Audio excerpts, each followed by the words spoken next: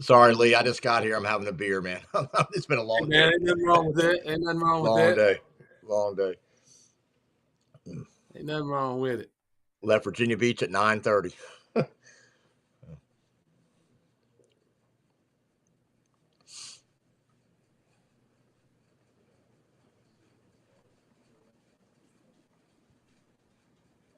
We are live. You want me to start or you going to count me down? No, we already live. All right. Hey. Welcome to After the Buzzer Sports Podcast, our AFC NFC Championship Game wrap-up. I'm your host, Lee Jones. I have my boy, Chris Sawyer, on the line, the Sports Information Director of Regent University. Chris, what's happening, man? Lee, oh, man, great day of games. I hate that they're over, but yeah, I'm anxious to talk about them. Yeah. Hey, and all of you that have joined us live, please comment. We definitely want to get your comments about the game. Get your thoughts. I want you to interact with our comments, and let's chop it up. Chris, wow. Sort of a shocker to me in Baltimore. The Chiefs pull it out 17-10. What are your thoughts about the game between Kansas City and Baltimore earlier today in the AFC Championship game? Yeah, the other day, me, you, and Marv were talking about this game, and I had, we all thought, we talked about Baltimore, but I'm gonna tell you, I've said this all along. When Mahomes and Kelsey are on, it's on. Kelsey had, I got it pulled up here, 11 catches for 116 yards and a touchdown.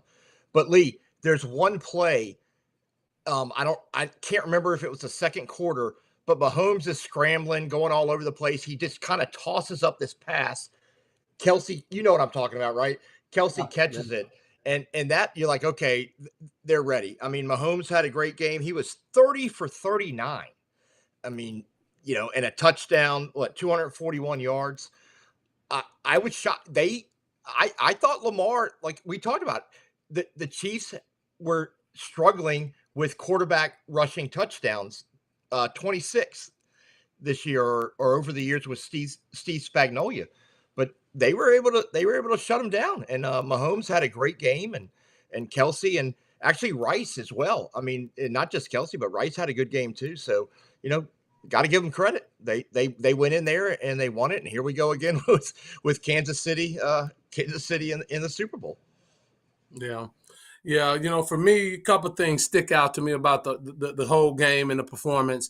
One, I didn't like Baltimore's game plan at all, Chris. I mean, Baltimore, you came in, you were the top rushing team in the league, right, and you didn't run the football. You did not right. run the football. Even falling behind, because you fell behind so early in the game, you fell behind, you had plenty of time to reestablish your running game and move the ball and play the way you've always played. They did not run the football. I think they had maybe 11 rushes for the entire game. They went too pass heavy, and it's not the way Baltimore has won games all season. So to me, that's a coaching flaw in their game plan and the lack of adjustment in their game plan. Hey, they were down early, going into half.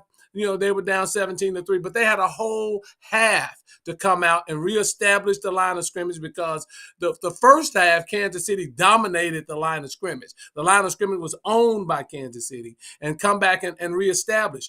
Towards the end of the second half, Baltimore's defense adjusted, and you saw that Baltimore defense started to put more pressure on Mahomes. And even in the second half, up until the last play, right after the 2-minute warning when they got the big pass play, Kansas City only had 66 yards in the second half. So the first thing is, I didn't like how Baltimore really put together their game plan and made adjustments during that half. That was not the game plan that I expected. The other thing that sticks out to me is Lamar. Lamar wasn't his best game, but he played a pretty decent football game. Key for me, Lamar should have ran more. Okay, he should have ran more. He kept drifting back and trying to look down the field. That's not the Lamar Jackson that I wanted to see in the championship game today. If it wasn't there, take off and run. Make yourself that biggest asset. Make them afraid of you so they can have more than one spy on you. And he didn't use his legs as much as I thought he was going to do. And then third thing, penalties.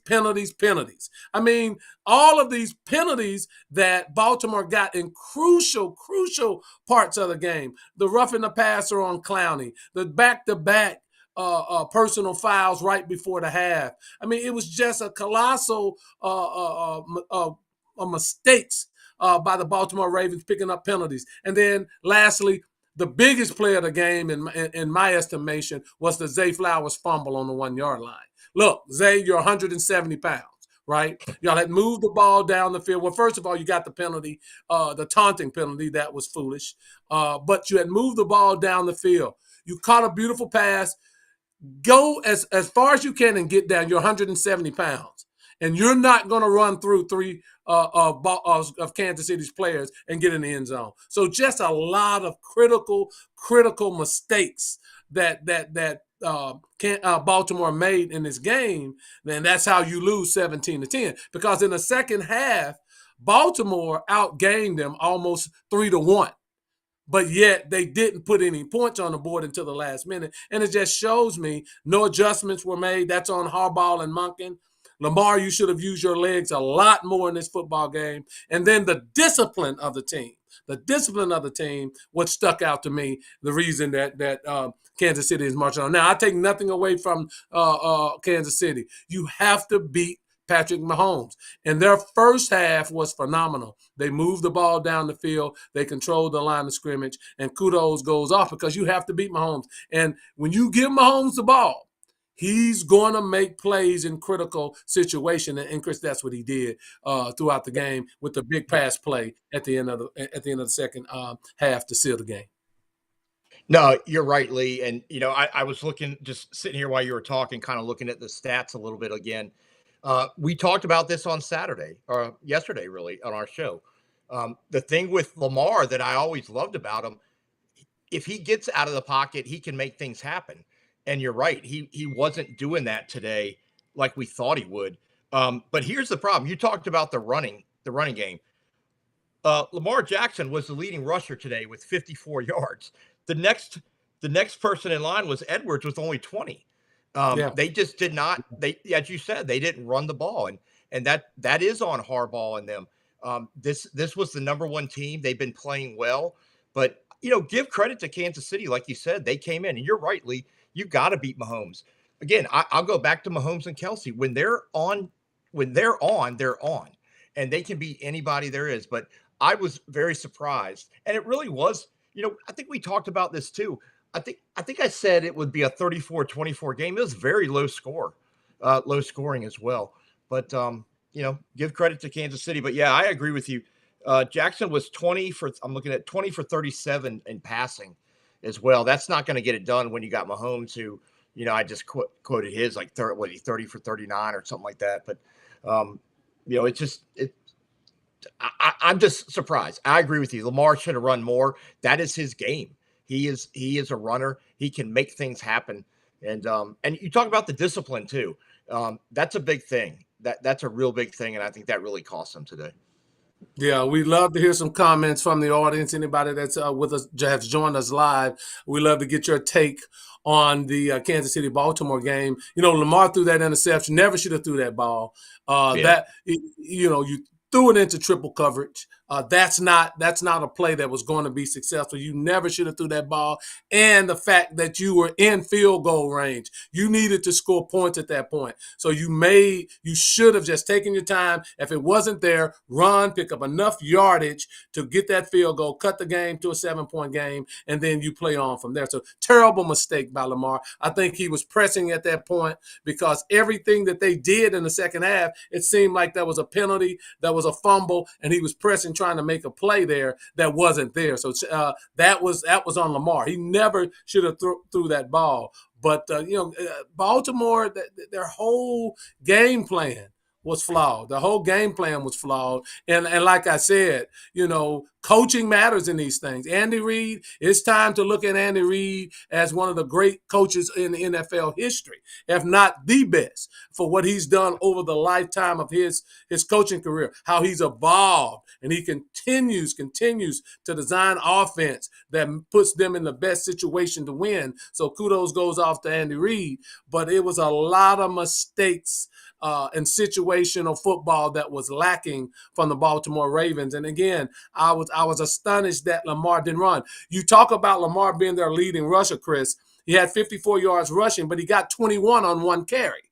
So there again, not enough running attempts by Lamar. And I was really just, I mean, even if you got 6 or 7 yards, you kept the stitch and you were in positive down in yardage, and that's what you wanted. I just didn't see it, and I would have liked to have seen him put more pressure on the Kansas City's defense during the game. Recycling, you were right. Lamar didn't play his game. No, he didn't, and that was kind of disappointing to me. He's like I said, he did not play a terrible game, but certainly Lamar should have ran the ball more. He should have ran the ball more. He should have made himself more of a threat against Kansas City's defense. And sometimes you get in this situation where you want to prove everybody wrong. No, just be who you are, man. Just be who you are. Just play your game and be who you are. And I didn't think Lamar definitely wasn't who he is and who he's been all season. And then I don't think his offensive staff, Todd Monken, put him in a very advantageous position at all. He or John Harbaugh. The defense played well enough to win. They shut Kansas City down in the second half. They only gave up 17 points. So, no, it was more they did not play the game that they needed to play offensively to win it, Chris. No, and Lee, you made a great point. You talk about Lamar pressing, and I think that's what gets him in trouble when you're pressing instead of, like you said, and like Recycle Me just said, too, not playing his game. He didn't play it. He started pressing, started doing some things. And you're right, the defense, like I said, I thought it'd be a higher scoring game. They had the defense to win this game. They just couldn't get anything going. And it's just kind of depressing because I thought Lamar, again, MVP year, great. But, when you come into these situations, you've got to step up. And he didn't step up. And Mahomes, he did what he had to do. Again, not a high scoring game, but they got what they need to do. And Kelsey did his job. And now Tay-Tay's going to the Super Bowl. So, I mean, we'll, as my son said, she'll be singing the national anthem or something. Because I was driving down to South Carolina today, trying to watch the game. We had a flat tire, but we kept asking Siri, "What's the score? What's the score?" And we were, my son was joking like Tay-Tay's going to the Super Bowl, but I mean, but no, you got to give credit to Mahomes. I mean, gosh, they've he's just stepped up for that team, and I agree what you said about Andy Reid. Being a Cowboys fan, I always couldn't stand Andy Reid because he was an Eagles coach. But you're right. He is he's put together a team, a great game plan, and they had to come into Baltimore and win. And I did not think they would win today. Look, again, that's championship pedigree from Kansas City. They knew what to do. The defense played well, but again, their defense kept Lamar bottled up inside the pocket, but there were plenty of lanes for Lamar to run. And that, absolutely. And watching the game, I was just screaming, Lamar, take off, run, get 5 yards, get 10 yards, move the sticks. And he was, drifting back, resetting, and trying to throw the ball down the field when there was nothing here. The one thing that we said on Saturday, Chris, that was very obvious, those cornerbacks for Kansas City, they're extremely good. They have excellent corners.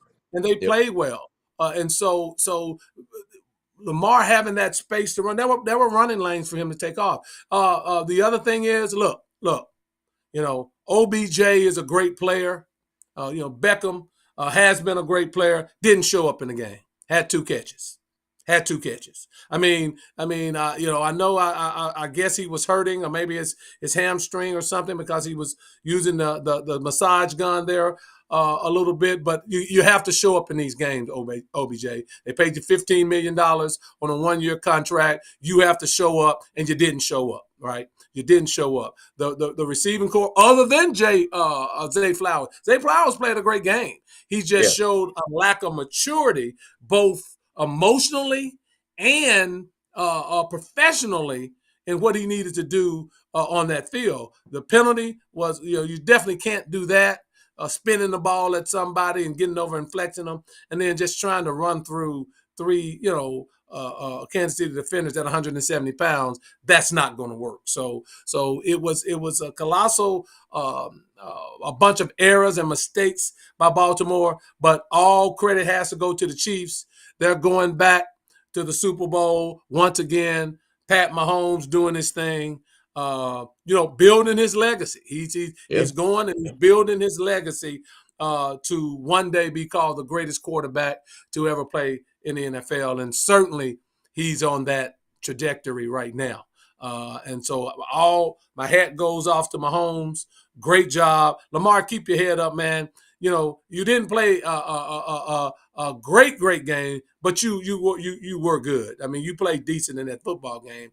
It's just some things that I was astonished that you didn't use your legs even more to put those pressures on them. We're live. We love to hear some comments from the audience. Let us know what your thoughts were about the Kansas City-Baltimore game. Let us know if you think we're off base. If we're on base, we love to hear from you. Please comment. Also like us, subscribe to us, because this is how we do it. I want to turn our attention now, Chris, to the San Francisco-Detroit game.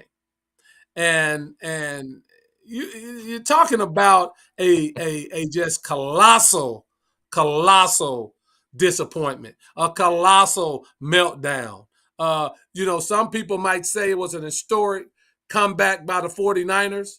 I say it was a colossal meltdown by the Detroit Lions, their coaching staff, their players, just a colossal meltdown in an NFC Championship, things that you may not never recover from, Chris. What are your thoughts about the San Francisco-Detroit game?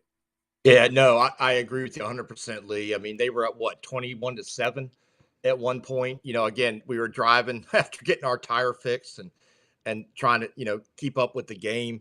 Just tough. Coming down, let the 49ers come back. I mean, I gave credit to the 49ers.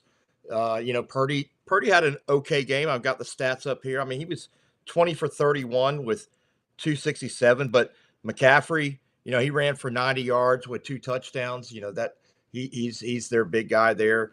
I thought Goff was 25 for 41 for 273, I think. Montgomery ran for almost 100 yards and a touchdown. They had three rushing touchdowns. But yeah, it's you got to finish. I mean, they even had a chance there at the end. They fell apart. I mean, that was their game to win. They were in total control.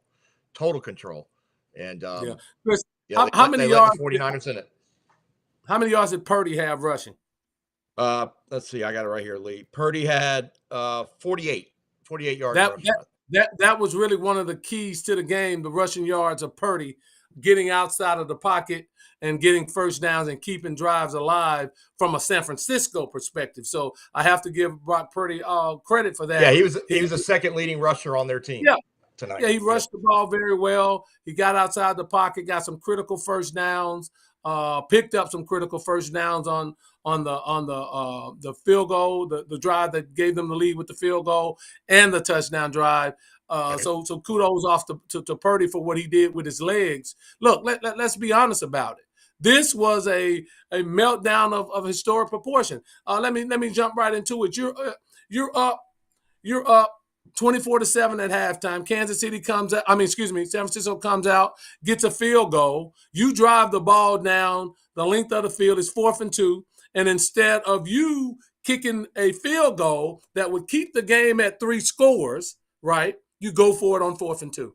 You missed it. Okay? You missed it. So you give them the ball back, right? You missed it. You come down, you let them drive down. They throw a bomb. They throw a bomb.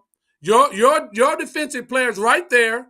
The ball is overthrown and comes right to you. It hits you in the face mask and bounces up, and IU catches the ball. Make a play. Make a play.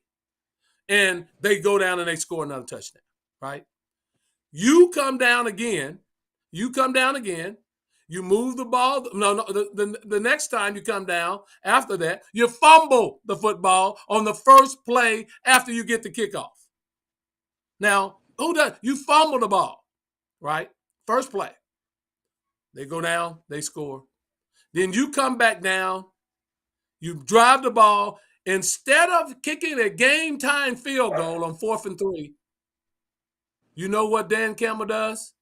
He goes for it on 4th and 3, and you miss it. Yep. You know, that's these the are play the right there, Lee. That one right there is what really, to me, was the game-deciding thing. I didn't like that at all. This is how you lose football games. Yeah. You know, Dan Campbell, you break your kneecaps and all that stuff. Coaching matters. Coaching matters. You should have kicked the field goal to go up 3 scores, because in a football game, it's when you're leading by 14 points, it's about scoring and matching their scores. If you continue to score and they score, you'll never lose the game. Quit trying to be this macho person who always goes for it on 4th down. This is what gets you. Be a smart coach. Don't be macho. Dan Campbell, that's the first lesson. The last thing I'll say, when they were driving down the field, they have 3 timeouts. They get the ball down on the 2-yard line. It's 3rd down. You run the football. Why would you run the football when you needed the 3 timeouts to stop them when you score? You get stopped. You have to use a timeout. Now you only have 2, right? Now you only have 2. And then the next play on 4th down, you throw it into the end zone. You should have threw it on 3rd down. You should have threw it on 3rd down. Even if you missed it on 3rd down, you would have stopped the clock and still had 4th down. These are the ways that you lose football games. The smart coaches know how to manage the football game. Time management matters. And Dan Campbell, you made some colossal mistakes in this game that cost you. And that has to be said. And I'm saying it here. Dan Campbell, you are a big reason why Detroit lost the football game. Jared Goff, let me get to him, had a phenomenal first half. But when you speed Jared Goff up, and San Francisco got their pass rush going later in the second half, then you see what these quarterbacks are made of. And Jared Goff couldn't rise to the occasion and make the plays and the throws that he needed to in the second half the way he was done. They dominated the first half. And there's no way that Detroit should have lost that football game, Chris. There's no way. Love to hear from the audience. Please shout us out a comment about any one of the championship games. We love to hear from you. But Chris, that was my take on it. You know, there are always people that say that you win the game or you lose the game. I've never been a big proponent of that. Either way it goes, somebody has to make plays on the offense on San Francisco's side to win the game. So San Francisco did win it. But certainly Dan Campbell didn't do he or the Detroit Lions any favors by the way he coached that game. Yeah, no, I agree with you, Lee. I don't say he's in over his head. I mean, I like Dan Campbell as a coach, but yeah, you're absolutely right. Everything, you're spot on that. 49ers won, but to me, the Lions lost. They lost it. They had it. It was their game to win, and disappoints me, Lee, because I got to watch 2 teams I don't even like now in the Super Bowl. But no, yeah, it's. But you're right about Goff, though. We've talked about him in previous shows. He's a good quarterback, but again, you get him flustered, and like you said, speed things up. He doesn't have the time to process what he needs to do, and he makes some bad decisions. And I think that's what he's done his career. I mean, he even again, we're Dallas homers. Even with Dallas, when they were putting pressure on him, he made mistakes, and that's what happened in the second half tonight. Is they were 49ers made some good adjustments and were able to get him and get him flustered, and they were able to take advantage of it. Yeah, receivers dropping footballs. Yeah, receivers dropping you balls can't have that happen. On obvious first downs. I mean, the whole second half was a complete letdown by the Detroit Lions. And that's you have to say that. That's the truth. There's no reason we should sugarcoat this. This game was, it was lost. It was aided in the loss. Let me say that. I'll say it that way, by the coaching decisions and the play of the Detroit Lions, and it was shocking because they had the game right in their hands the way they wanted it. Yeah. And they dictated everything. Their offensive line was physical. They was physically dominating San Francisco at the point of attack on the line of scrimmage. Second half, just made colossal mistakes. And Dan Campbell, look, you can have a philosophy, and we all have our philosophies in life. We have our coaching philosophy. We have all of that. But you also have to go by the ebbs and flows of a game. And as the game ebbs and flows, it has to dictate what your philosophy is. And certainly, Dan Campbell did not take in account the ebbs and flows and how that game was starting to matriculate and how it was starting to, what the score was dictating how you make your decisions. He did not take that in consideration. Very, very disappointing on a lot of fronts for the Detroit Lions. Yeah, no. 100% Lee. Absolutely. Yeah. Let's now turn our attention to the Super Bowl, Chris. Let's turn our attention to the Super Bowl. San Francisco 49ers, Kansas City Chiefs. They played a few seasons ago. A big difference in that game is the quarterback was Jimmy Garoppolo instead of Brock Purdy. In your mind, who do you think is the favorite to win that game? Why do you think that? And what is your prediction? Well, I think honestly, I think the Chiefs, I don't know if they'll be the favorites from the bookies and all the betting things, but to me, in my opinion, again, if they're playing like they play and Mahomes is on, and I always, again, I'm a Cincinnati grad, so me and Kelsey are fellow alumni for the Bearcats. I mean, when they're on, and I think I think they're playing well. They beat a great Baltimore team today. Again, we talked about it wasn't high scoring. I'm gonna say that the Chiefs are gonna win again, but you don't know. I mean, Purdy's playing well, but again, we just talked about that Detroit lost that game. 49ers didn't win it. Detroit lost it. I think the Chiefs have gone in and kind of playing pretty well right now. That was a big win for them today. I did not expect that, did not predict it. And I thought Mahomes would kind of crack under the pressure. So I think right now I have to look at the numbers a little bit more. I'm the stat guy once we get back to our next show. But right now I'm saying the Chiefs, to me, have the advantage. Yeah. I think the key in the game is Spagnuolo sending the blitz against Brock Purdy, and how if San Francisco can pick up that blitz and Purdy has time, San Francisco will be in this football game. He's going to blitz you because he has corners that can cover, and they're very good. Both of their corners are extremely good. And so you're going to get a lot of man-to-man in the secondary. Can those corners hold up against Debo and Ayuk? I think they can. I think they're going to blitz Purdy. And again, with Purdy, it's very simple. When he has time to process and make throws, and how Shanahan schemes the game up, Purdy is effective. When you speed him up, he makes mistakes. He throws the ball to the other team.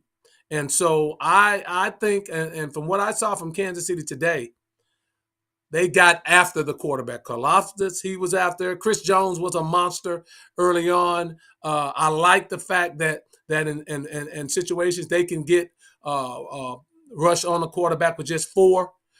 That's important. And then when they send that blitz, they send out all-out blitz, cover 0, and they go after. And I think that's going to cause a lot of problems for Brock Purdy and the 49ers. Look, the 49ers have been living on the edge the past 2 weeks. Yeah, absolutely. They played against teams and that didn't know how to finish games. They played against teams that didn't understand, what it takes to knock a team out. They won't be going against that team in the Super Bowl. They won't be playing that team and those teams in the Super Bowl. They'll be playing a fine wine finished product with the so-called GOAT in waiting, Patrick Mahomes. He's building his resume, Chris. Brady has 7. Mahomes only have 2. If he can get this one, he has to win about 5 before you can even 4 to 5. I'll say 4 or 5 before you can start to say GOAT and have him in the same category as Brady. But he's building that resume right now. And they know how to finish a game. So San Francisco, they've been falling behind. They've been living on the edge. You can't do that against the Kansas City Chiefs and think that you're going to beat them. I like the Chiefs in the Super Bowl. I like Mahomes to win his 3rd Super Bowl title. I think it'll be a 34-23 ball game for Kansas City over the San Francisco 49ers. No, Lee, you just made an excellent point. I agree with you. The 49ers, they've gotten lucky the past 2 games, but you're right. Both those teams, the Packers and Lions, blew those games. But you're right. That's not going to – if the Chiefs get up like the Lions did today, 24-7, no, there's no looking back. And you're right. We talked about this on our last show. Purdy is good in the pocket. But, again, if you get him flustered and get him rushing out, that's a great opportunity for the Kansas City defense to get him. And on the flip side, Mahomes is a guy who one of the things I love about him, he can create things on the run, on the fly. And I think that's something that really benefits him. And I think that's going to benefit him no matter what happens in the game. And I'm with you. I'm saying 27-17. I'm going with that. Yeah. San Francisco is very vulnerable up the middle. Laporta had a great game today. Goff did very well throwing it to St. Brown and Laporta up the middle of the field. And you don't get any better than Mahomes to Travis Kelce. You don't get any better when you're talking about working the middle of the field and the success thereof. And I think that's where Mahomes and Kansas City takes advantage of San Francisco up the middle. And I like those matchups for Kelce. Kelce's a tough cover, and he makes phenomenal catches, uses his body very well. And I really think that Kansas City, to your point, we're not going to be talking about they lost the game or the coaching decisions that Andy Reid makes in the Super Bowl. He's been there. He's done that. And I think that it'll be a tough task for San Francisco to beat Kansas City. The KC's defense is playing phenomenal. I mean, they're just playing phenomenal, and I think it's going to be a tough game for Brock Purdy. So I look for the 49ers to win. Again, if you have any comments about anything, give us your Super Bowl prediction. You want to talk about anything about the championship games, please give us a shout out in a comment. If you agree or disagree with anything we've said today, we'd love to hear from you because, hey, it was some great games today. The NFL, hey, there's nothing like the playoffs in the NFL. We talk about a lot of college football, the NBA, all of college basketball. There's nothing like the playoffs in the NFL. The suddenness of it, the drama of it, the pageantry of it, and I love it. And we had some great games. We've had some great playoffs, and I think the Super Bowl is going to be a great game this coming November the 12th. Hey, Lee, we got to give a shout out to Recycle Me again, sticking with us through the whole show, commenting. So we appreciate it. Absolutely. Hey, this has been our Super Bowl wrap-up show. We thank everyone. Please, guys, comment, share our page, subscribe. We do daily updates. We do daily updates or sports updates nightly. We also have a great show that airs every Saturday at 10 a.m. Central, 11 a.m. Eastern. So please join us. Please take the ride. We love for you to comment on any of our topics. This has been our Super Bowl wrap-up show. I'm Lee Jones. He's Sports Information Director of Regional University, Chris Sawyer. We thank you for tuning in. Peace.